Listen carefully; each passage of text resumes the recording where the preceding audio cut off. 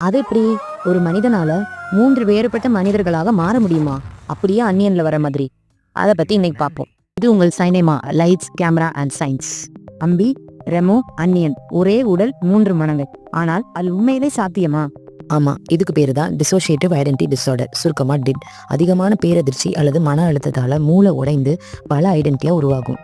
இதுல வர்ற ஒரு ஐடென்டிட்டியும் ஒவ்வொரு மாதிரி பேசுவாங்க, யோசிப்பாங்க, அவங்கவுங்க ஓன் வேலை.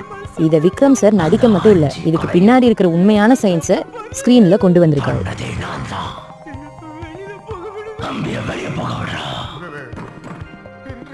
இன்னொரு முக்கியமான விஷயத்தையும் நம்ம கவனிக்க வேண்டியது இருக்கு. இந்த சைக்காலஜியை ரொம்ப அழகா யாருமே சொல்ல முடியாத ஒரு விதத்துல மாஸ் என்டர்டெயின்மெண்டா சங்கர் சார் காட்டியிருக்காரு. எழுதிட்டு இருக்கும்போது தோணுச்சு, ஒரே ஷாட்ல வந்து இப்படி மாறி மாறி வந்தா எப்படி இருக்கும், ரொம்ப எக்ஸைட்டிங்கா இருந்துச்சு. அவரு விக்ரமுக்கும் அந்த போர்ஷன் இருக்கிறது தெரியாது.